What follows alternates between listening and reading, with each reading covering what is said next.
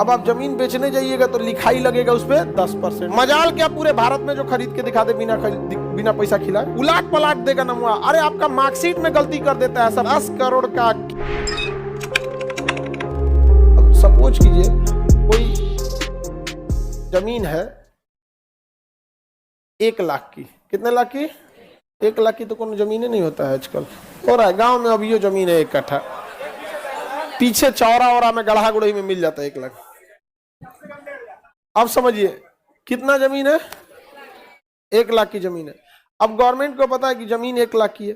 अब आप जमीन बेचने जाइएगा तो लिखाई लगेगा उस पर 10%। कितना लगेगा? 10% लिखाई लग जाएगा। तो आपको खर्चा आ जाएगा 1,10,000।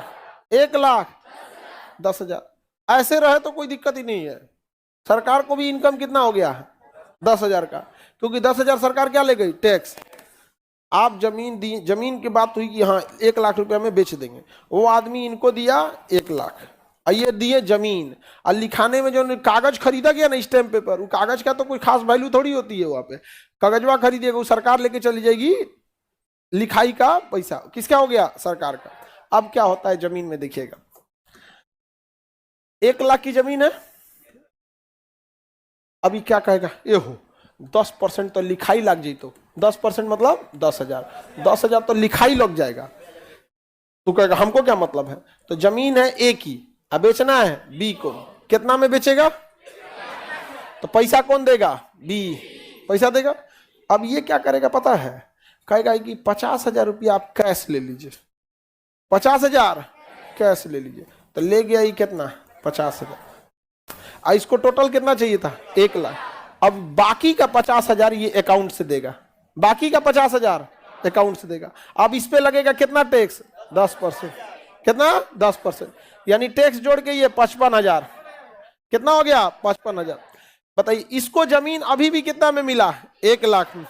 कितना में बेच दिया? 1 लाख में। सरकार को पहले जो 10,000 टैक्स मिल रहा था, अभी कितना मिलेगा? कितना में? 5,000 में। समझ में आ गया? इसका भी फायदा कितना हो गया? 5,000। लिखैया बचा इसी का ना, लिखैया बचा इसी का। समझ में आ गया? तो 5,000 किसका गया? 5,000 सरकार का। किसका गया? सरकार। समझिए ध्यान से, ये इसे 1 लाख में जमीन खरीदता। अगर डायरेक्ट 1 लाख में खरीदता तो 1 लाख का 10% सरकार को देना पड़ता 10,000। लेकिन इसने क्या किया? कैश दे दिया 50,000 और अकाउंट से दिया 50,000। तो 50,000 पे 10% टैक्स लगे, 5,000 ना होगा। तो सरकार को गया 5,000, इसको बचा। तो जो जमीन का लिखैया कर रहा है, रजिस्ट्री जो करा रहा है, बैठल है वहां सब रजिस्ट्रार या हेन, वो कहेगा कि कहो बी 5,000 तुमको फायदा हुआ है तो हमको भी इसमें से 2,000, कम से कम 2,000 हमको भी चाहिए। नहीं समझे? कितना ले लेगा? 2,000। तो ओवरऑल इसको फायदा हुआ 3,000 का। नहीं हो गया? अगर ये इंसान ने कहा कि नहीं हम ईमानदार हैं, हम क्या हैं? ईमानदार हैं, हम ये सब नहीं देते हैं, हम 1 लाख का 1 लाख में जमीन खरीदेंगे, हटाओ सीधा 10% टैक्स देंगे, 1 लाख की जमीन खरीदेंगे। अब जो लिखाई वाला है ना वहां पे इतना ना अड़ंगा लगा देगा इनके ऊपर, ना नंबर गलत कर देगा, चढ़ाने में टाइपिंग में। तू सोच रहा पैसा नहीं देगा तो हमारा बिजनेस खराब करता है, यहाँ पे बर्बाद कर। ईमानदारी बनता है। हरिश्चंद्र का जमाना चल गया गधा का। एक नाम कौन चाहिए? सुरेश कुमार। सुरेश देवी लिख दे रहे, सुरेश देवी लिख देगा, सुरेश देवी।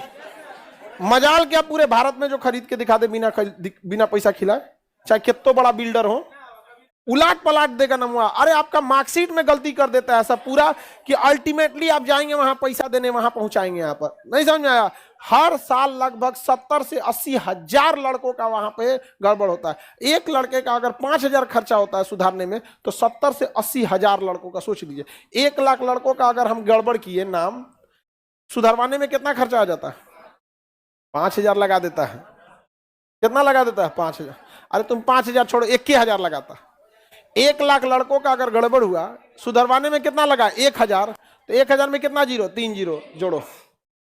इकाई, दहाई, सैकड़ा, हजार, 10,000, लाख, 10 लाख, करोड़, 10 करोड़। 10 करोड़ का केक कटेगा, सब में बटेगा।